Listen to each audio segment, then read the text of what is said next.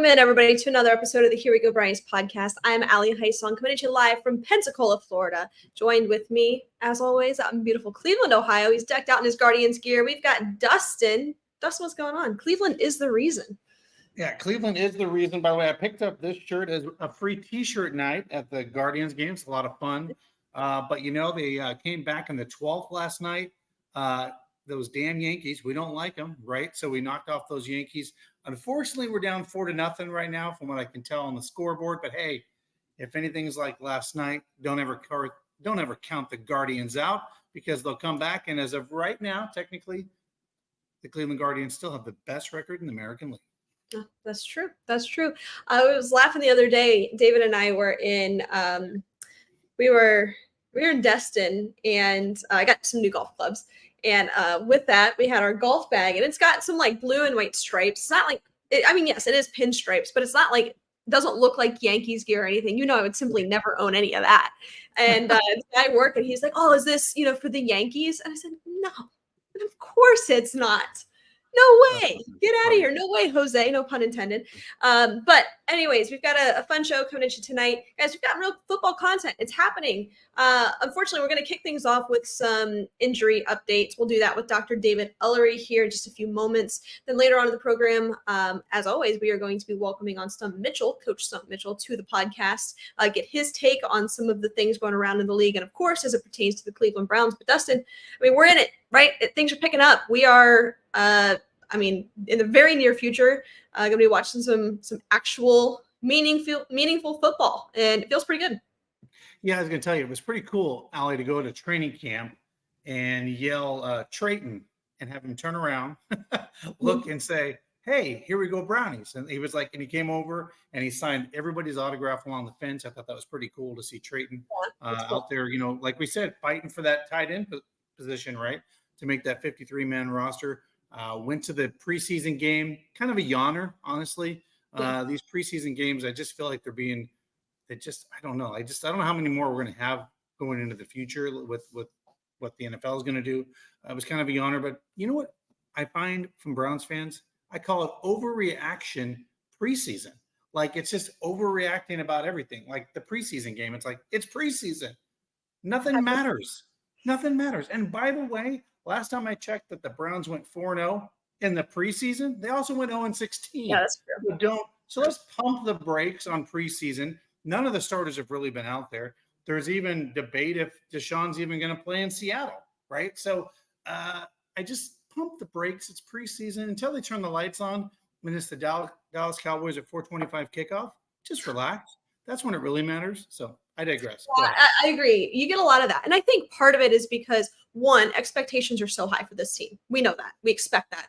We know that this is going to be a good football team. And two, because of, we haven't had football in so long that any amount of football content, us fans are going to run with it and make the biggest deal out of it. So I think a lot of it is harmless, but I will say it is kind of annoying. Like even today, some of the national media outlets are blowing up Deshaun Watson because he didn't practice due to arm soreness. Well, what happens to anybody that plays football? You get sore, you have a rest day. Yes, maybe he won't play in the next preseason game, but that's not, it's okay. Oh, well, you know what I mean? Like it is what it is. It's not time to panic. I mean, look what Aaron Rodgers said.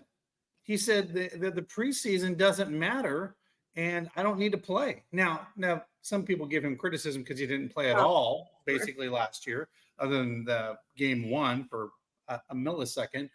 But at the end of the day, here's the thing that I do know happens in preseason. A lot of guys get hurt and a lot of guys get banged up, and there's that risk. Now, there is that also other side of it. If you don't get reps in, your body's not game ready. It's not ready for the season. I mean, there's that kind of delicate balancing act. But at the end of the day, I feel like that's what training camp is supposed to be for, right? To get your body ready and to go out there and get those reps. The football game that you throw in the preseason, now 4-3, and heck, maybe next year it's 2. I don't know. I just don't see the meaning of these games other than a revenue generator. And here's the truth. I went to the Browns game. The first one, there might have been 15,000 people there. The one against the Vikings, maybe 20. So a third of the house is full. So clearly fans don't even really give two hoots about the preseason game either because they don't even show up to watch it. So it's like, at what point do you just, I don't know. It's very weird to me what the preseason's become. Yeah, it's definitely different than it used to be. That's for sure. But you talked about injuries. That's when this happens. Let's bring on Dr. David Ullery to the program to talk about that. Before we do so, here's a quick word from our friends over at Lorello Vineyards. Here we go, Brownies. Here we go. Woof, woof. Hello, welcome to Lorello Vineyards, Larry and Kim Lorello. We have a beautiful Here We Go Brownies wine that we would like to offer to you this season as we did last season. We have several other award-winning wines, lovely entertainment and events coming this summer. So come and see us, wine a bit, you'll feel better. Yeah, I'm looking forward to seeing you at the Muni lot this fall. Go Browns. All right, let's bring him on. The man, the myth, the legend, my favorite guy in the world, Dr. David Ullery. David, what's going on? Hey, Allie. Hi, Dustin. How are you guys? Living the dream. I'm doing great. David, first and foremost, thank you for showing up and getting the whiskey. By the way, I just want to give you a thank you for going out of your way, coming into Seatown and grabbing that whiskey, and now you're getting to be able to enjoy it back there in Pensacola, Florida. But good to see you, and good to see you when you're out here in Ohio for a couple of days. Yeah, that was a great surprise to hear you had that for us to pick up. We did a little whiskey testing with Allie's family last weekend after our shower or before our shower. Yeah. And we all determined that even though we aren't the biggest rye fans, that actually the 20-year rye was definitely our favorite of the group. So that was fun to do. Yeah, it was. That was a lot of fun. So yeah. I'm glad you and Dustin got to hang out. That was good. It was like a hot minute because he was like, "Hey, wine test." Boom. It's okay. We got the whiskey. It's all good. Let's get into it, David. A lot to talk about. I think we could really just go through the injury report. It's kind of a laundry list right now. A lot of guys are banged up. I just talked about Deshaun Watson. He is on a rest day, arm soreness. But I think one of the biggest things that we need to talk about is the Denzel Ward situation. Coach came out and said he's got another concussion. And this is his 5th known concussion with the team since 2018. That's very significant and can certainly cut his career short. So I just want to start with all of the injuries, but I do want to kind of put a little bit of a focus on obviously Deshaun and Denzel here. Yeah, no, absolutely. There's definitely some not good news coming out. We can start with Denzel Ward just because it's what you just brought up.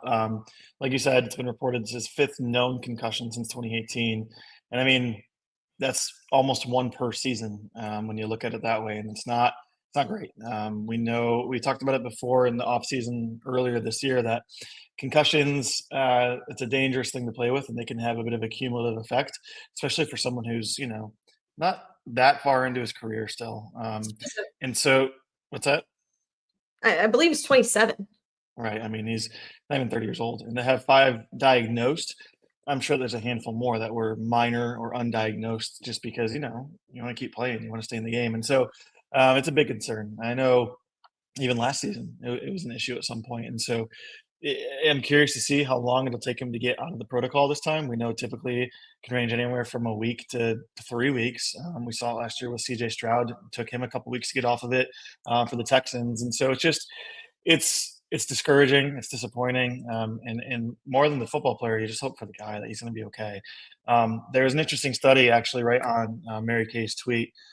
Someone replied with this. It's from the 2021 National Library of Medicine. There was essentially a survey done for intercollegiate and club sport athletes, and it was asking them about total number of concussions and ACL tears, and like what sort of injury or how many of them would prompt sport retirement. And on average, the participants from this one said that they would retire from their primary sport after sustaining 3 to 4 concussions. And again, it's a survey, so it's not like a great selection of every athlete, and it's not a guideline, it's not a recommendation. But I think it just goes to show the awareness of concussions in today's age, and that athletes, student athletes, players, they all know that this is a serious thing and it's not something to be messed with. And so it's you and I were talking about it over dinner with Denzel. It's got to be front and center on his mind. Like, how much longer can you keep doing this and risk his health? I mean, it's kind of tongue in cheek, but someone else just says, I really hope someone looks out for him after his career is over. These things suck. And I mean, he's going to have a very high likelihood of developing CTE and just having, just almost like character changes, just because we know that this can affect the frontal cortex and really mess with somebody's personality. And so you hope that it hasn't caused any permanent damage. But at the end of the day, like it's a big problem, and you worry for his health and wonder if he's even gonna, make it through this season or if he's gonna hang it up before then. There's no way to know, and that's purely speculation. But it's a scary thing to keep hearing him getting these concussions. I mean, we have to, as fans, kind of take off our orange and brown colored glasses. And as you mentioned, take a look at the person, Denzel Ward. And obviously, we don't hope for him to hang it up. We love the player that he is, the talent that he is. But as a person, as an individual, you have to do what's right for yourself. And if it does become a big situation like that, where it could really be impactful to his future, you'd have to hope that he would make that call. I mean, even the same conversations are happening with Tua, who has been pretty concussion prone. That there comes a time where it's simply not worth it. Yep, I mean, you're exactly right. There are very quickly diminishing returns if you keep trying to return to football after sustaining concussions. And it's good that we're so aware of it and that it's such a prominent issue in the league. But unfortunately, they still happen, and it's kind of hard to avoid that. And so you just have to deal with them as they come, and just hope for the best for him for his future, because I mean, he's young. He's 27. He's got so much life ahead of him. So we'll see what happens as he goes through the week and tries to work through the protocol this time. Yeah. Well, David, I was going to say, Al, this from all of our former alumni we've had on, and the whole lawsuit with the NFL and the concussions of these guys that went undiagnosed, and what they deal with, and all the CTE of all of the Browns alumni. I've been at many events where they're like, yep, got to go into the doctor. We got to go through these whole series of tests because they're testing us and checking out our cognitiveness. Because to your point, David, back then they didn't even, who knows how many of those guys had, because they just went undiagnosed, to your point, where it does affect, their frontal, capability of thinking with CTE now, which is scary. And you're right. There is a much more conscientious now towards concussions in general and just where they're going with them. But yeah, to your point, Denzel, it just seems like, what I don't understand, guys, is it's just happening more frequently with him now, it seems like, now than it was before, early in his career. And David, I guess my question for you is, once you've had a concussion, is it more, do studies show that it's more likely that you are more prone to get one easier? I mean, is there studies out there like that? Because it feels like now they're coming in bunches with him. Yeah. So just to kind of go back to what you said in terms of maybe feeling like it is happening more frequently. So here's the rundown. December 2nd, 2018, concussion grade 2, missed 2 games. December 23rd, so I mean, what is that? 2.5 weeks later, 3 weeks later, Ward missed the season finale with a concussion. Let's see. October 9th, 2022, Ward's 3rd documented concussion of his pro career. And this only gets through November 19th of 2023. And then obviously we've got this one today. So there's a 5th one in there that's missing. It's there's mixed data out there in terms of like the likelihood of them increasing the risk. Certainly we know that if you return to play in the acute phase after sustaining a concussion, so if you're in the protocol, or you should be in the protocol, and you haven't fully recovered from the first one, you definitely have a higher chance of sustaining another one. And a higher chance of that being even worse. We call it the second hit or the second concussion syndrome. And that can cause some pretty serious or fatal, even fatal brain damage. And so that's why it's so important that we monitor them and get them out of the game when they happen. And I'm sure that there's probably a higher propensity once you have, 2, 3, that you're going to have another one. I just think it does cause, and we kind of looked at some data that it does cause physical remodeling of the brain, of the nerve cells and the connections. And so there's going to be some sort of changes that happen no matter what. And it's likely that it's easier for him to get it because he's had so many already. Yeah. Right. So let's kind of shift gears here and go through some of the injuries, other injuries rather, that a lot of the players have suffered at this point in the week and as we lead up to this next preseason game? Because I know it's kind of a little bit of a laundry list here. Yep. So really the two other big ones that kind of came up today was Pierre Strong. So he now the second Browns running back to be loaded into an ambulance during camp, which is just a continuation of last season and just horrible. But so Pierre Strong was carted off the field, loaded in an ambulance, and taken over to UH because he was having difficulty breathing, trouble breathing after a hit. Fortunately, after probably an X-ray and a CT scan, they found out it was just a rib contusion. But certainly, when someone's got some difficulty breathing after a hit, you gotta get that evaluated immediately because you worry about either a rib fracture or a punctured lung or other sort of internal organ injuries. I mean, you could probably imagine that a splenic laceration, a spleen laceration, or even a liver contusion could cause some difficulty breathing because those live right underneath the diaphragm muscle, which is what you use to breathe. And so any of those injuries can be pretty dangerous, and that's why you need to have immediate evaluation. And fortunately, probably the best news of any of those possibilities is that it's a rib contusion. It's a bruise. He hit his bone hard. There's probably some fluid inside the bone because it got bruised. It's going to hurt to breathe for a couple of days, maybe a couple of weeks, kind of like a rib fracture, but he'll recover from this quicker than it would be a rib fracture. So he'll be back to it. Really no long-term effects from this. It should just take a couple of weeks to get back to it. But fortunately, that's all it is for Pierre. Yeah, they said he's questionable for week 1. So you're right. It kind of falls into that category there. Yeah. Let's talk about Deshaun Watson.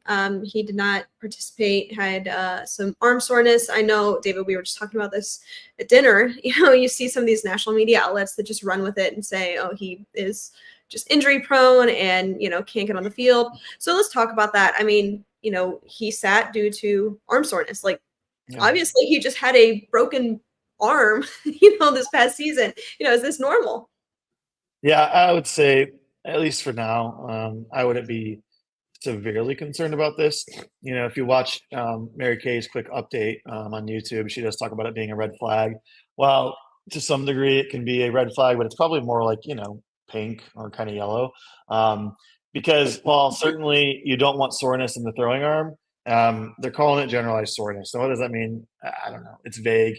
Who knows? But I mean, at the end of the day, he did have, an injury to this arm prior to the fracture. If you recall last season, he had some rotator cuff irritation or inflammation, which kept him out of a couple of games where he couldn't even throw the ball downfield. I remember there was some pretty stark reports about him having no arm speed or velocity, power or velocity. But again, it was just because his rotator cuff was inflamed.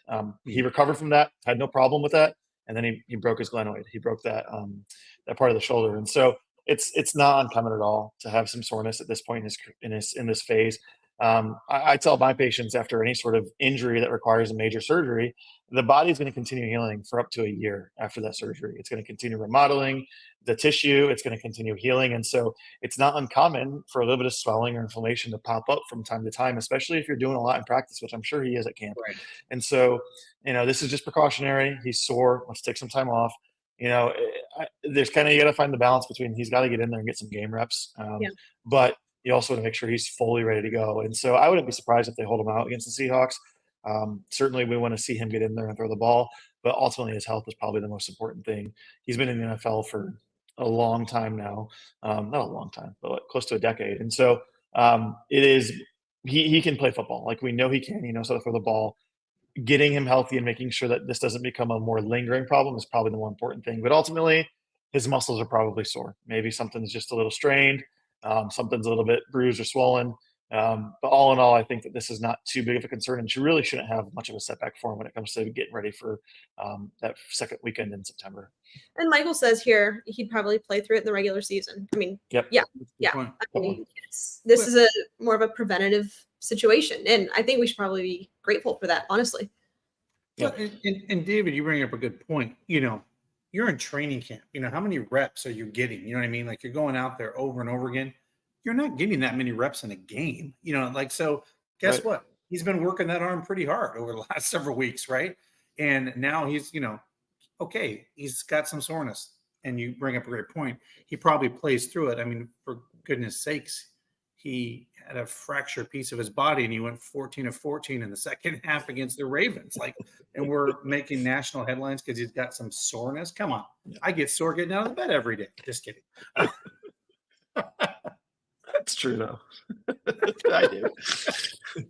Real quick, David, before I get you out of here, I've got a question that I want to run by you. Hint, it's about an ACL. But before I get into that, I just want to tell you, sorry, that blocks you out perfectly. Hate when I do that. I just want to tell you about our friends over at Stadium Mustard. If you don't have Stadium Mustard in your kitchen this season, you're doing it wrong. The iconic brand, the iconic taste, love from ballparks to backyards and everywhere in between. Stadium Mustard is a smooth brown mustard, rich in both taste and tradition. And by the way, it is loved by millions. So be sure to head on over to stadiummustard.com to shop now. Jedrick Wills still not cleared to practice coming off of the ACL situation. So I just want to talk about that a little bit in ACL recovery. I know that that's something that we've talked about a lot on this show because of primarily Nick Chubb. But just switching it over to a different position group, you've got a left tackle. He's clearly a different build than Nick Chubb, and I'm sure his routine is different than what Nick Chubb has been doing in a lot of ways. So I just want to talk about that a little bit and maybe when we could potentially expect to get him back, because like, Deshaun, Jed needs reps. Period, point blank, has to happen. Kind of a little bit of a struggle last year when he was healthy, some inconsistencies there. So we need to have him, back and healthy to be able to put some positive film positive play on film. Yep. Yeah, no, I think it's a great question. So just kind of going back to get my dates right.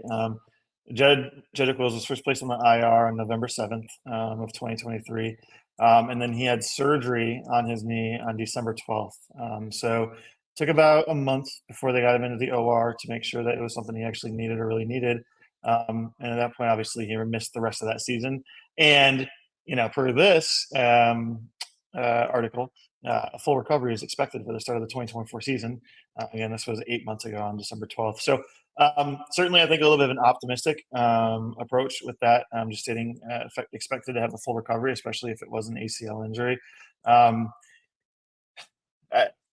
Again, it's and NFL athletes they're different. We know that, and so it's hard to say like what the exact anticipated return is or prediction is, but majority of time for position athletes, we talk about a year. A year is the timetable for returning to play from an ACL injury. And, we are on pins and needles at this point, just waiting to hear if Nick is going to be, off the PUP list and activated. But even more so, Jed, with this being not a revision surgery for him, a second time or second offense, and not being a skill athlete, I don't think it would have been totally unreasonable to say he would be back for the beginning of the season. But again, kind of like we talked about with Nick Chubb, what does that really mean? Even if he's activated to start week 1, that doesn't mean he's going to be full game ready. He's still working through conditioning. He's still working on getting, back to the level he was before he injured it. And so even if he's activated for week 1, it doesn't mean we're going to see him for, 50, 60 snaps in that game. We know that tackle is a problem. And so kind of bouncing back to Deshaun, that's another reason to keep him out this weekend, truthfully. When you don't have the right guys on the offensive line to protect you, why risk it when your arm's already sore? But so at lineman, certainly it is, a little different. The impact, the amount of activity or the type of activity you do is different. It's different than running back. You're not planning as much, you're not cutting as much, but you still are planting. Think about pass pro. When you kind of set up, you back up, take a couple steps back and plant those feet. You got to have stability in those legs. And so they do wear the braces, or no, actually they don't. That's all college players. The NFL players don't wear them. So you have to be able to have some support and stability in that knee, especially in pass protection. On the left side, you got to be mobile. You got to be able to move around and protect your quarterback's blind side. And so it's that lateral movement where it's a little bit more difficult after an ACL injury. Like I said, people start straight line running 3 to 4 months after an ACL injury, no problem. But once you start introducing that lateral movement, that side to side shuffling, that's tough. And that's what an offensive lineman does, whether it is in pass protection or even in run protection, you do a little shuffle. And so it's certainly, I think you can be more optimistic than with a skill position in terms of the time frame for returning sooner than a year. But it's still a big ask for a big man because he's got a lot of weight to support on that leg. And so I'm not I can't say that I'm totally surprised that he hasn't been cleared yet, but I'd say disappointment is probably the more proper word because we're nearing the end of camp and we've got some questions on the line and we don't have our starters back. So it's I'm not trying to be bleak and dreary. This has turned into kind of a sad segment here today, but there's still optimism. I mean, there's still reason for hope. Like these guys are going to get back. It's just a matter of when. Right. And I mean, not to pile on with the sad, dreary stuff, but I mean, as we look at the offensive line, just in the last preseason game alone, you had left tackle James Hudson out, left tackle Hakeem Adeniji out. Jedrick Wills still hasn't been cleared. So you've got, I mean, there are some concerns here. And we've seen inconsistencies on the depth the past couple of years, especially on the offensive line and what that can do. I mean, even go back to 2020 and you have a guy named Blake starting on the offensive line that Baker Mayfield hadn't even met yet. That he's starting in that game. So, line depth is so important, and it is a little concerning, a little red flaggy, if you will, to have all of these injuries leading up to the season. Quick question for you, two-part question, and then David will get you out of here. But back to Denzel. A lot of these guys we saw in the preseason wearing those protective things over their helmet and then wearing the logo over that. Could we see Denzel in the future wearing that type of I almost feel like maybe that could happen because some of these players are wanting to do that because they feel more comfortable. I think some running backs have been doing that. But, do you think Denzel would that – I think it would benefit him if he did something like that, especially if he's going to come back and play this year. And then second, with Chubb, and Al, you can dive into this as well. If we pull him off the pup so he's able to, he may not start week 1. That just means he can start it at some point because we took him off. Am I correct on that? But if we leave him on there, he can't start the first 4 games. Is that correct? I believe. Perform list. Is that because that's what I was told? Because we could release him and put him on there on the roster, and then we could start him at any time in those first 4 games. But if we leave him in, he can't start the first 4 games. Yeah, David, I'll let you kick it off here with the question about the Guardian caps, and then we'll get into the public. Yeah, I mean, hopefully she can figure that out in terms of the timing of it because I don't know off the top of my head what exactly the limitations are when you're in that. Sorry, I got to plug my computer in.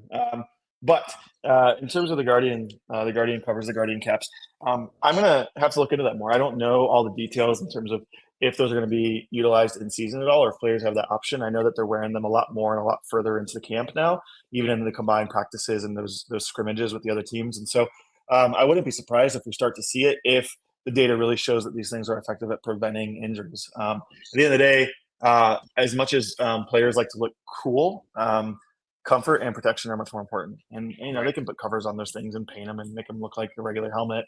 They just look bigger. So I think if the data shows that those things reduce concussions and they don't impact or have a detriment to in-game play, I would totally anticipate that we see that at some point. And I'll try and do a little homework on that and see if we can talk about it more next week if I learn anything more about it. And just for clarification, yes, Dustin, you're correct. After the preseason, players that are still on the PUP list can be moved to the reserve/PUP list, but they must sit out the first 4 weeks of the regular season. Yeah, that is correct. Okay, well, we just learned a lot. David, thanks for joining us. We appreciate it. Thank you for having me on, as always. Go Browns. Go Browns. That is Dr. David Ullery. That was the medical moment brought to you by Lorello Vineyards. Before we bring on our next guest, Dustin, why don't you tell our listeners about where they can get some whiskey? Maybe a Western Reserve Distillers. That's right, guys. Western Reserve Distillers in Lakewood, Ohio. That's right. We've got this new Reserve preseason release. We have a 20-year rye, another rye, and then the bourbon. But here's the cool thing, guys. Starting next Wednesday, it will be whiskey, wine, and wings every Wednesday. 50-cent wings, $12. You can get a whole set of the Here We Go brownies to try there on Wednesdays. $12. You get our 3 whiskeys and then a 4th one that you can choose whatever you want.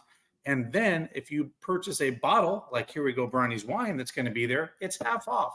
Half off. Who doesn't want a half off bottle of wine? That sounds amazing. So join us next Wednesday. We will be there for the Whiskey, Wine, and Wings Wednesday. Next Wednesday, we may have a surprise guest join us. Still working out the details on that, but it'll be a lot of fun.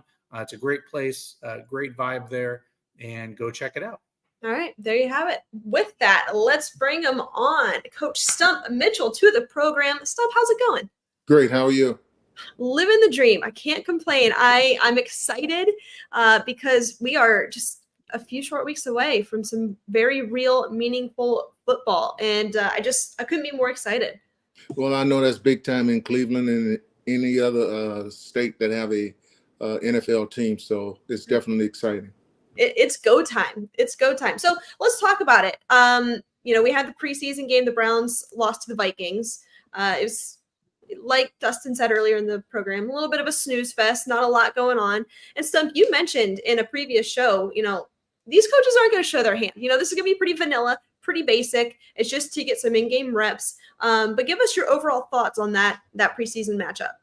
Well, the thing about it, those two teams also had scrimmage practices against one another. So they pretty much agree not to share that tape from the scrimmages because they show a little more during those scrimmages than they actually do during the game. And I'm sure they'll hold to that. Of course, the two teams competing against each other in practice, once the game came about, those guys had already developed some type of attitude towards one another because of the game. The practices was probably a little more physical than they wanted them to be. But once the game came on, unfortunately, Minnesota took advantage of some weaknesses. Yeah. Go ahead, Dustin. Yeah, so as you're watching around the league, Stump, we just talked about some injuries, right? For whatever reason, the running back position for the Browns is getting the injury bug. What are your thoughts on that? Obviously there's some other guys that can step up in that role, but this time of year, it just seems like the running back position is getting, for at least the Browns, has been pretty banged up. And, what would be your protocol if you were, on that side of the ball and you're seeing that in that room and guys getting banged up? Well, that's why you have your scouting department, because injuries are a part of it. And those guys have to make sure that they have someone that can come in and step in and get the job done. And I'm sure no matter who they bring in, Deuce is going to have those guys ready to go come this week, last preseason game, and also the games to follow. Mm-hmm. I don't know if you caught any of the last segment with Dr. David Eller, but we were talking about the injuries on the offensive line, and they pile up. I mean, we can go off this list. You've got James Hudson out with an ankle, Hakeem Adeniji knee. You've got Jedrick Wills, who still hasn't been cleared to practice with the ACL. I just want to talk about that. When you have guys on the line that are out and some inconsistencies at who's starting and just some question marks there, what does that do for the run plan?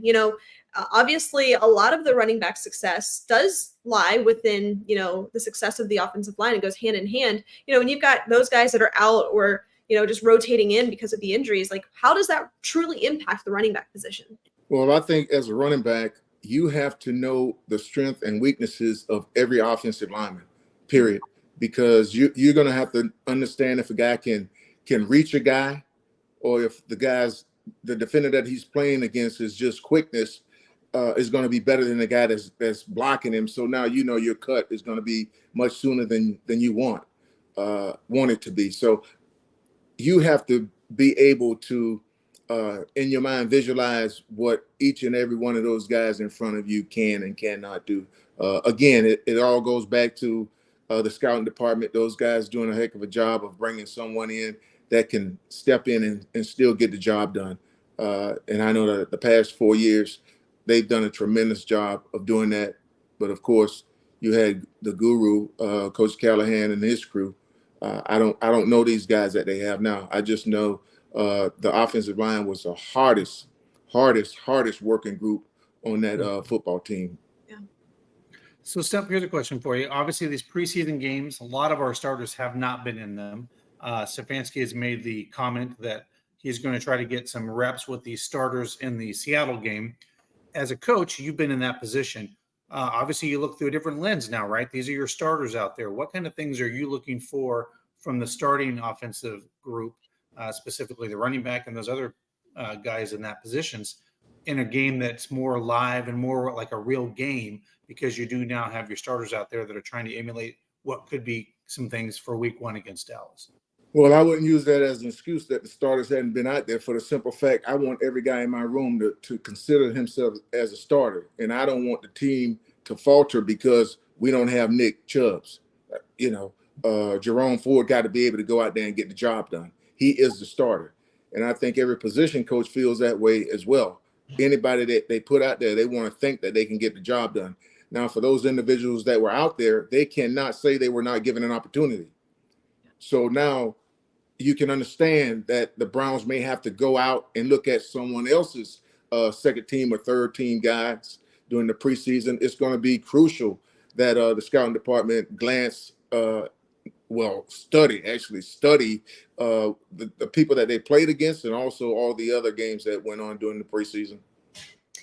I'm curious, as we get into this last preseason game, hopefully we will see, some of the first team guys out there, like we just mentioned. But, one thing that I was surprised about, Stump, was Andrew Berry and his approach to bringing in a pretty deep quarterback room. And, I mean, we saw it last year. It was obviously needed. You had Joe Flacco out there. It was a whole thing. But this season, you've got 4 guys on the roster. I know that there's been some rumors right now about maybe shopping DTR. I think Minnesota was interested. You've got some teams interested in his high upside. But I guess this is kind of a 2-part question. One, do you think that they would pull the trigger on a DTR trade? And 2, if they don't, is there a world where they actually carry 4 quarterbacks on the active roster? Well, if they think Jameis is going to be the backup, sure, they'll make the trade for DTR if they can get someone that they feel that can help the team right now. You got 2 different guys when you're talking DTR and Jameis. When you're talking Deshaun and DTR, that's the type of offense where they pair. Those guys can do the same thing. Jameis is not quite the athlete. He have leadership ability. He can throw the ball downfield. But Jameis would go with Joe Flacco. Those are the 2 type of guys when you look at what they can do.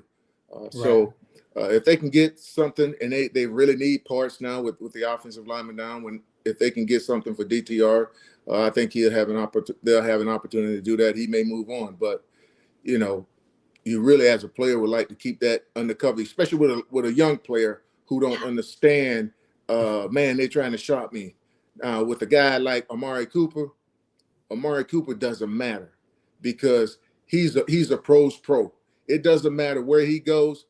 One thing you're going to get is production. He understands it's a business, okay? He may not like it.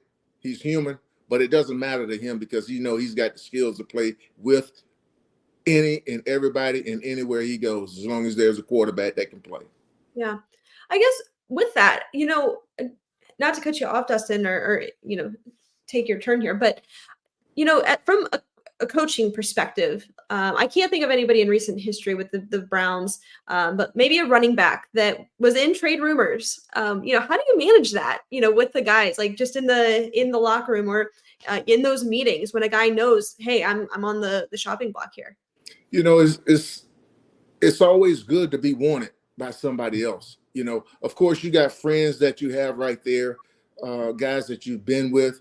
But you understand that it's a business, and it's better. It's good to be valuable, and not just looking to be around. Of course you want to stay there, but if someone else see your value, then you go there and you make the most of it. Yeah. Just like with Amari. I mean, he's had his best seasons, both in scoring touchdowns and receiving yards in Cleveland. Being in Dallas, being with the Raiders, but he comes to Cleveland probably pissed off. Dallas is a nice place, but he came there with the right mindset in the system. And last year, it was phenomenal. He passed that with having another year to go, another game to play, and he didn't play in the last game. Yeah. So, Stump, here's a question for you. I mean, we're 18 days and counting till Dallas. Obviously you're looking at Seattle now, but as you look and we go into that next kind of phase where the active roster is being finalized and stuff like that, what do you see the biggest challenge for the Browns on the offensive side of the ball, running back position specifically, or any other types of things going up against the Cowboys this year? Well, let's get it twisted. The running back room, in terms of players and the coach in there, is fine. Now the production is totally. It's never left up just to the running back. He has 6 guys, counting the tight end and the 5 offensive linemen, that he's definitely dependent on to break the long runs. Now he's counting on 3 other guys, those receivers downfield, getting their blocks. I know Coach O'Shea and Coach Bronson, they're doing a heck of a job because they've been there. Those guys understand that they're not taking a break when there's a running play. They're working their butts off. Those 2 coaches, they make sure those guys understand and have the love for the running game as well as they do for the passing game. So the main thing is going to be Dallas playing with guys on that defensive line that they've been playing with against guys on the offensive line that may not have as many reps together. And that's huge. You know, of course, I think you're going to have Joel and Ethan and Wyatt, those guys that have been there, but at your tackles, you don't know who you're going to have, and that can be a problem. I have to apologize. For the first time ever on this program, during a live show, my smoke detector just went off. So that was incredibly unexpected. I don't know what David's doing in there. We were doing something. We had some cabbage earlier, some sausage. So God only knows what's going on in this house. So if anything crazy happens behind me, let me know. But I've heard some crazy things in the media lately, Stump. One of them, I mean, it's not necessarily crazy. It's just very interesting. The different kind of coaching methods. Tua Tagovailoa comes out, and not to take this in a totally different direction, but I do want to get your perspective on this. Tua comes out and speaking against his former coach, Brian Flores, and said, he's very difficult, to work with, essentially, really talk down to Tua as a player, as a quarterback. And then Mike McDaniel comes in. It's a totally different vibe. He's very uplifting. I want to get your perspective on that as a coach. What did you kind of lean more in one direction? I can see both sides where, you're really hard on these guys or you're really uplifting, or is it kind of a nice balance? Well, I think it's a balance, but I think there's 3 things in order for you to be successful as a coach. You need to have worked for someone, I think, and you need to take the things that they've done well to help them succeed, be a part of your philosophy. Now, you may have different ways of doing it, but that's what you need to do. You don't also need to learn not to make the same mistakes that person did. You don't want to repeat their mistakes. And you also learn by trial and error. And I saw something where Coach Flores also said it was a learning experience for him. He wished that didn't happen. He would reach out to him and say something to him. But you have to learn how to deal with players. You can't treat everybody the same. You can treat them, and you want to treat them all fair, but sometimes you have to put the axe down on some of those guys to get their attention. Because they're older kids, in my opinion. They're older kids. Some of them just love to have a lot of fun, but sometimes it's at the expense of the fans, of the players, and unfortunately of the organization. So you have to be firm and put your stance down on those guys. Yeah. Go ahead, Dustin. Yeah, I was just gonna say, appreciate that, Stump. I was gonna let people know soon. The Stump podcast will be out there, but I want to tell everybody that they can find you on Stump Podcast at Instagram. On Instagram, stumppodcast@gmail.com. On Twitter, Coach Stump Media. TikTok, Coach Stump Media, and on Facebook, Stump Talk Podcast. So we're excited. A few weeks from now, you're going to join Allie and have some fun, and it's going to be a lot of fun. But always a pleasure, Stump. Always, we get such great nuggets from you on your perspective, being a coach and a former player. Yeah, I appreciate it. Hey, thanks for joining us. We appreciate it. Go Browns. Go Browns. That Go is Browns. Stump Mitchell, Coach Stump Mitchell. You're right. Always some really, really good nuggets after we talk to him. I'll tell you one thing. He mentioned it's a fine balance between, being too difficult and being very uplifting. I don't know. I would be if Stump Mitchell yelled at me, I would just crumble. I'm not strong enough. I don't know why my smoke alarm went off, and now I don't know, something's burning in here. But David texted me and said we're good to go. So All right, that's a new one. Well, that brings up a good point, because I mean, we can even go back in our way back time machine not too far long ago, where you had a guy like Freddie Kitchens that was trying to be almost like friends with the players. Exactly. Yeah. Right. And that's a fine line, because then that player doesn't respect you. You know what I mean? And they're like, well, if he's not serious, I'm not serious, right? Mhm. And so, but again, I think there's also too much, right? So it is a fine balance, because I think you can be derogatory to the point where it's counterproductive. And Sure. we all know this. Johnny Manziel came out, what was it, a couple months ago, and talked about that quarterback room, and how some of them just said, you're a waste of time, and just to the point where he just said, well, then I'm just checking out. Like, if you don't want me here, I'm just checked out. And then mentally, he just doesn't prepare. And that's when he said he went down that whole spiral of going to Vegas and all that. Because, yeah, there is a detriment. I think you go too far one way, and then you just lose. It doesn't become, it's counterproductive, and actually be very detrimental to the player. So to me as a coach, that would be the hardest thing for me, is balancing when to be firm and when to be fair and when to be funny. And I mean, like I said, they're bigger adults, bigger kids that are just now playing a kid's. Well, they're adults playing a kid's game. I mean, at the end of the day, right? I mean, these are, professional athletes playing a game, right? And there's got to be a balance. So that would be tough for me, because you want to be everybody. You want people to like you, right? But you also got to be firm. I'm like, I don't know. It'd be tough. I've got another point to make on that, but real quick, just want to tell you about our friends over at Hartville Marketplace and Flea Market. Guys, head down to Hartville. You can go inside to the indoor shops. They've got over 3 acres of indoor shopping with over 50 unique shops, fully heated, fully air conditioned, so you can go any time of year. Antiques, treasures, produce, meat, cheese, coffee, they've got it all.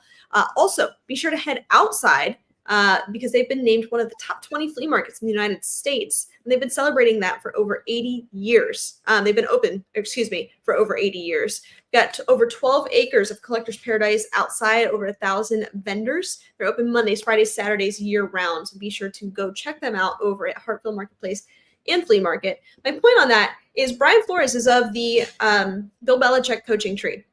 Now, with that, I'm sure Brian Flores sat in on all of those meetings where Bill Belichick just absolutely obliterated Tom Brady in every single meeting because he could, and that was the dynamic. Now, it worked for them. I mean, it wouldn't have worked on me. I'm sure, maybe Tom's got a different perspective on that, but nonetheless, it worked. He became the greatest quarterback of all time. He has all of these championships to prove it. That's what Brian Flores learned from that development. Goes to Miami. Tua Tagovailoa is not Tom Brady. That is not the recipe. It just worked in that one instance. So yes, a big learning opportunity for him as a coach, I'm sure. And if he could have that back, I'm sure that he would certainly take it. Yeah, and it's interesting. Like, I think there's different dynamics in the NFL when it comes to coaching. I put Mike Tomlin. He's a very kind of old school. You want to be a Steeler, you're going to play this way, right? And if you're not, there's the door, right? And then some of these other coaches are a little different, right? Like Sean McVay is different, right? That's a different style of coach out there in LA. So it is interesting, the dynamics and personalities that come from coaching. And look at Stefanski. He is not an over emotional guy, get in your face, yell at you. But you go to Detroit, and Campbell's that guy, right? He's there. So it is really interesting when you look around just the NFL at teams and how their style is. And here's the truth. Not every player is going to react to that situation the way you want them to, right? There are 53 individuals in that room. They all have different personalities, and they all respond to things. So you're right. That's a delicate thing to kind of, based on your coaching style, right? Because guess what? You may have the greatest coaching style, but there may be a handful of guys in the room who are like, forget you. I'm not into that. That doesn't vibe with me. So yeah, most definitely. That's so much. Tell our listeners about Teresa's Pizza. Guys, Teresa's Pizza, if you haven't had it, go get it. Since 1969 here in Cleveland, in University Heights and Mayfield Heights, amazing pizza. By the way, it's the kind of pizza where all the toppings are underneath, so you have all the cheese on top. So it's amazing. Go try it. If you want catering, they can do that out of their University Heights or their Mayfield Heights location. Guys, look for a giveaway. We're going to be giving away $50 in gift cards of pizza. Who doesn't want some free pizza? That'll be coming soon on our page. But yeah, go to Teresa's Pizza, University Heights, or Mayfield Heights here in the greater Northeast Ohio area. Yeah, there you go. There you have it. Let's talk about this upcoming preseason game, right? We know Deshaun Watson likely not to play. I think that's fine. Like, I'm kind of indifferent about that. Right. What are you looking forward to in this game? I know we're going to get some starters with some more significant reps than what we've seen in the past couple of weeks. I mean, what are you looking for here? Well, other than I'm annoyed that it's on at 10 p.m. on a Saturday night on the East Coast because they're way out in Seattle. I hate the NFL for doing that, by the way. I'm just kidding. If there's any NFL people out there, I hate that you did that to our team because then we got to come back and prepare for a regular season game. But I'm just looking for, and again, we know this, they're not going to show a lot, right? I just want to see consistency, right, from the offense and the defense. I just want to see a clean game. The players doing what they got to do. I don't know this, but has it been announced? Is Seattle going to have their starters out? Is that known or not? I think it's likely that there's going to be a handful of them, but I don't know that they've come out and announced that yet. Okay. So, yeah, to me, it's the most pure live kind of game that's closest to the regular season.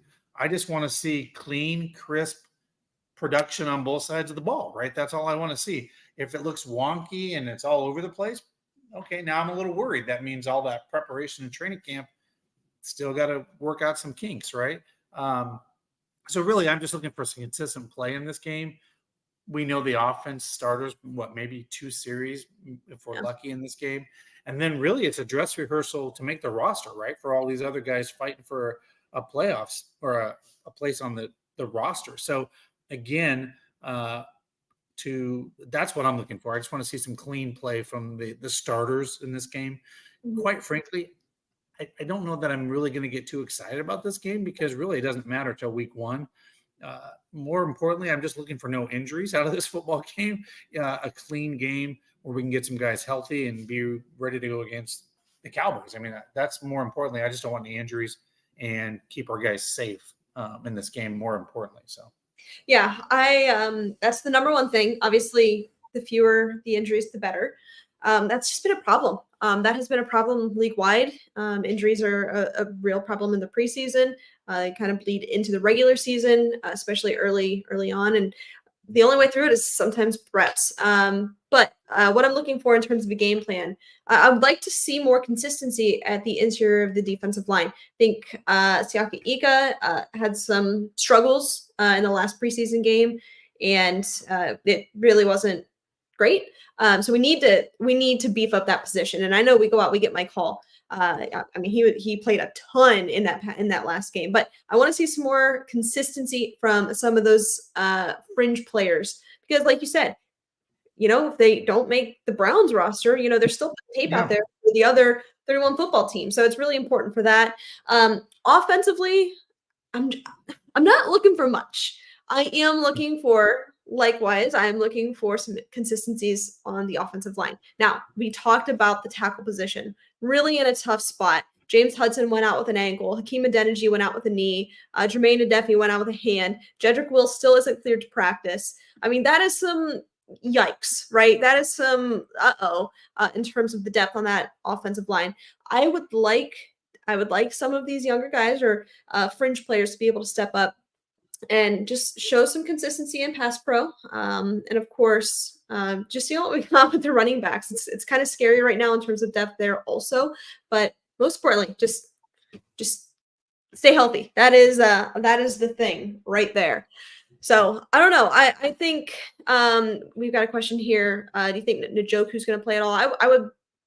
I would bet maybe a couple of reps. Wouldn't expect to see a lot of him. As I say, also, I'd like to give a shout out to Ricky. He's joining us. It's his birthday I saw that earlier in the comments. So happy birthday, Ricky, for taking your time out of your birthday to join Allie and I. So happy birthday to you, Ricky. I know you've been watching for a long time. You've been one of our first watchers of the show going back probably before me, Allie. I'm assuming Ricky's been watching the show for a long time. Allie, I do want to talk about and address and I call it smoke and mirrors that are in the public, right? And being in Cleveland, I feel like I have a different lens now of what is being put in the media and what is being put in reality. And everybody's saying that the Browns are shopping DTR. Yeah. I think it's the opposite. I just saw before we came on to this show that the Cleveland Browns on their their Facebook, Instagram are showing these laser, like, oh, look at that, on a dime DTR to thrash, right? If you're putting that kind of stuff out on your social media, probably not shopping him, in my opinion, because you're putting him prominently out there for people and you're like, hey, look how great he is. I think they're shopping Tyler Huntley. And by the way, why that makes sense is exactly what Stump just said, right? If you want somebody that can go in and mirror like a Deshaun Watson that you need to put into that offense, you don't want to get rid of a guy like DTR. And by the way, he's looked pretty promising in the preseason. But guess what? The Browns did something really smart. Tyler Huntley was out there, and they went out, got him in free agency. And by the way, he's still a very serviceable quarterback in this league and did some great games with the Baltimore Ravens. Mm-hmm. I think they're more apt to shop him personally because I think he is more of an asset to another team.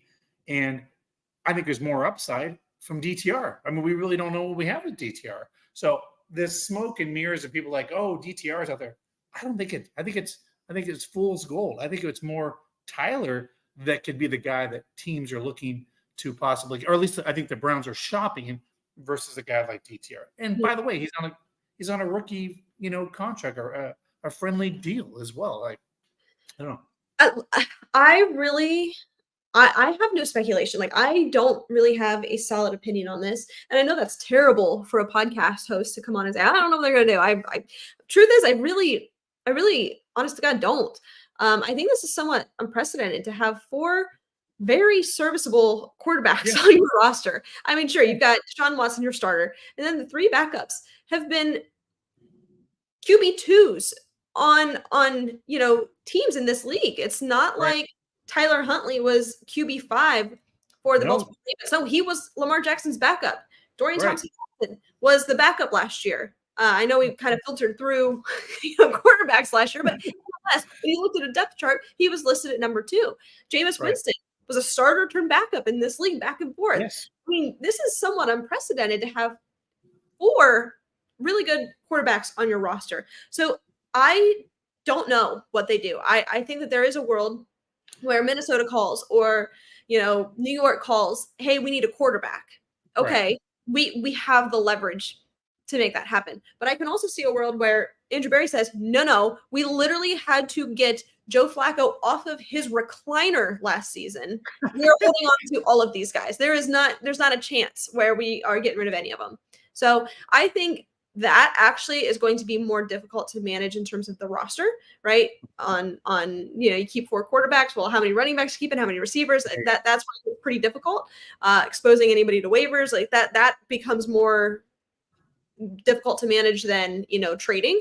But I can see where both happen, right? If you get the right call, even for DTR, even for Dorian Thompson-Robinson, who we all believe has a very high upside, I could see where that happens. I prefer it didn't. I'd rather keep DTR because I think, I really like him, his work ethic, and I think he is going to be a pretty good quarterback. But I don't know. I don't know where I stand on this, but I could see where they shop Huntley.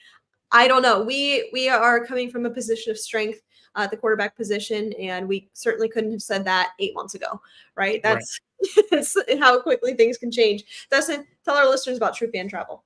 Guys, True Fan Travel. By the way, that plane to Vegas is all booked up. That's right. The charter flight that I'll be joining Joe Hayden and Josh Cribbs on going to Las Vegas, Nevada. You can still get packages other than that. But guess what? If you can't make Vegas, guess what, guys? There's New Orleans. There's Washington, D.C. You can enjoy some of our great friends of the program, Kevin Mack in New Orleans, or maybe it's Hanford Dixon hanging out in Washington, D.C. and doing some great games. But guys, go to truefantravel.com. That's truefantravel.com. Go out there, book a package. Here's the great thing. If you have tickets for one of these games or you've got your hotel already, they have a la carte. So if you just want to go to the tailgate or you want to go to a piece of that, they have that. They have an affordable option for any Browns fan based on your travel schedules. Because a lot of people I've talked to here, Allie, Washington, D.C. is only a 6-hour drive. It's not terribly that far from Cleveland. So guess what? Maybe you want to drive up, get your own hotel or whatever, but you want to partake in the tailgate and the party and stuff like that. You can buy that pass and enjoy it. So that's the cool thing about it is you can kind of pick what you want. Yeah, there you go. Also want to tell you about our friends over at 5 Iron Golf. Guys, the cool thing about 5 Iron Golf is you don't have to be a good golfer. It's a very inclusive environment. They make golf for everyone. It's entertaining, it's fun, and you can get your practice in. And if it's raining, head on over to 5 Iron Golf. Get your swings in. They've got simulators. They're nationwide. You can head right on in Cleveland, get your swings in, especially as we approach a chilly winter. And yes, Brownie 40 gets you 40% off at the Cleveland location. So if you're going in, checking out, doing the simulator, 40% off. I mean, for an hour rental, that's a pretty darn good deal. 40% off. Use the code Brownie40. That gets you 40% off the actual golf when you're there with your friends. By the way, it's not limited. You can use it whenever you want. Monday through Sunday, any day of the week, Brownie 40 when you go in there. and last but not least, I know we're throwing a lot of ads to you right now, but jam-packed show. So you guys don't mind. It's okay. Dustin, tell our friends about City Barbecue. Guys, City Barbecue, 7 Northeast locations in Ohio. Guys, we're going to be doing a giveaway here soon for a nice party pack that includes some barbecue sauce and some gift cards. So look for that. City Barbecue, 7 Northeast Ohio locations. By the way, I love it. They use the natural wood to use when they put it in there and they make that barbecue. I'm a huge fan of barbecue. Love it. So come into any of those 7 Northeast Ohio locations. Check out City Barbecue. They're awesome people to work with. And by the way, who doesn't love barbecue? I mean, some people probably don't like barbecue, but man, that barbecue is great.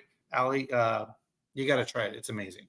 Yeah, most definitely. Dustin, we just went over a lot. We went over the injuries. We went over the quarterback situation. We went around the league. We talked to Stump Mitchell. What else we got? Other than that, we're getting our ass kicked by the Yankees right now. I think 7-0. I mean, and I got to stop doing this. I was trying to bring some good luck to the Guardians, and they're losing 7-0. Yeah, I mean, other than that, Allie, you can tell the city. I do want to address this. Someone brought up a good thing, and I can't remember who was talking about this, but I think we need to step back and think about being a Browns fan, a Cavaliers fan, and a Guardians fan. And I want your opinion on this, Allie, because we don't talk about this enough. But someone brought up that we really need to cherish what we're enjoying right now. And they said that the Cleveland fans and the Cleveland era of sports, that we're in the golden era of sports in Cleveland. You have the Cavaliers that were in the playoffs. You have a perennial baseball team that's actually going for, to win the division. And you have a football team in the Browns that have made the playoffs, 2 out of the last 4 years. Every one of those teams right now is playing good and is looking to be consistently good into the future. Are we, Allie, living in the golden era of Cleveland sports? And I thought that was very interesting because we don't think about it because we're just, we're in it, I think, too much. But we are really enjoying some great sports in Cleveland right now. We could go back just a couple of years ago when you had the Guardians, then Indians that were nowhere near being good. The Cleveland Cavaliers post LeBron, that was a tough couple of years. And then you had a really bad Browns team. You had some optimism, right, with some of those Browns teams, but at the end of the day, they weren't doing anything. They were coming off of a winless season, optimism with Baker Mayfield and Freddie Kitchens situation. Yeah, now we're there. You've got championship expectations with all 3 of these teams. You've got a Cavs team that, they've got Donovan Mitchell. Evan Mobley, they bring back Jared Allen on an extension with nothing but hopes, right? To maybe bring in one other player for a title, run. Same with Guardians. They've got a pretty clear path to make that happen. And then the Browns have Super Bowl expectations. If not, if it's not Super Bowl, some pretty deep playoff expectations. Right. It's a really, really good football team. So yes, I agree. I don't know when we'll see this again. Yeah, I mean, every one of those have been good in their own right at times, right? I mean, other than the Browns, because the Browns have been bad for a long time until recently. But all at the same time. Right. But I mean, like you're right, with LeBron winning the championship, right? In 2016 with those Cavs. Browns were nowhere near contention. You had the Indians in 2016, obviously made that pretty far. Did not come away with it in that year. The Cavs do, and then your Browns go 0-16 or 1-15 that year. So yeah. But I mean, we have not had two. I mean, knock on wood, but in a calendar year, starting in January when the Browns were in the playoffs in 2024, I mean, you could be looking at in the calendar year of 2024, every single one of the Cleveland teams went to the playoffs. Like, I mean, and that is crazy to think that level of play has been that consistently good this year for, like you said, all those organizations. So yeah, I when I pulled the lens back, I'm like, yeah, we kind of are. We should revel in this and enjoy it, because we don't know if this is guaranteed next year or the year after, right? That these teams are always going to be consistently good. We hope. I mean, we do hope that but we're not guaranteed that. So enjoy it, because but here's the thing. The city of Cleveland deserves that, but they've never gotten it, right? And I guess where I want to, and I don't want to go down but I went down a rabbit hole to see what other cities get this kind of greatness and get to enjoy this. The Boston Celtics, the New England Patriots, teams like that with the Red Sox, they get to enjoy crap like that. Cleveland's never had that opportunity to have this many good teams, let alone have one or two win a championship in the same year. Cleveland just has never been there. But you know what? Maybe it's time. Maybe it's time. I don't know if my little Cleveland heart can handle it. Could you imagine, Elliot? So obviously we can't count the Cavs in here because that wouldn't happen for a while. But imagine this year if the Guardians won the World Series and then the Browns finished that up in February with the Super Bowl win. I have no word. I can't even talk because just the thought of that makes me I couldn't even imagine. I could not. And here's what's crazy about it. It's like so much pent upness for years, right? You have a team. I mean, when's the last time the 48 when the Indians won it? 1948 was the last time they won a World Series. The Browns 64. I mean, the Browns are coming up on this is the 60th anniversary of the last time a Browns won a championship, and 48 for the Indians. I mean, think about it. Those are two teams that have suffered so long to win the coveted championship. I mean, people probably wouldn't work for a week in this town. I mean, I'm taking the whole year off. I'm taking the whole year off. I can't do anything. Just celebrating. Yeah. But I mean, it's crazy. It's crazy to think. So I do have a theory. You ready for my theory? And so what is today? August. We're going to look back at this podcast, and I know this is going to disappoint some people. Okay. This is the order I think it happens for Cleveland. It doesn't all happen in 1 year. I believe the Browns are a playoff team this year. Yeah. I don't doubt that. They have a very tough schedule, though, and getting to that Super Bowl could be very tough this year. Guardians, on the other hand, are playing such good baseball, and they have a great closer, and we know those are very key in baseball. I could see this year the Guardians winning it all, and then next year I looked at what the Browns have as a schedule, much more realistic and easy than this year. I think it's 2025. It's next year that the Browns could propel themselves into the Super Bowl, and the Guardians win it this year. That's my gut based on what I see. I guess I could live with that. I don't know. We'll see. We'll see. You can live with two back-to-back championships. I'll survive if that's the case. Yeah. Thanks everybody for tuning in. We appreciate you. Stay safe, stay healthy, and as always, Browns fans,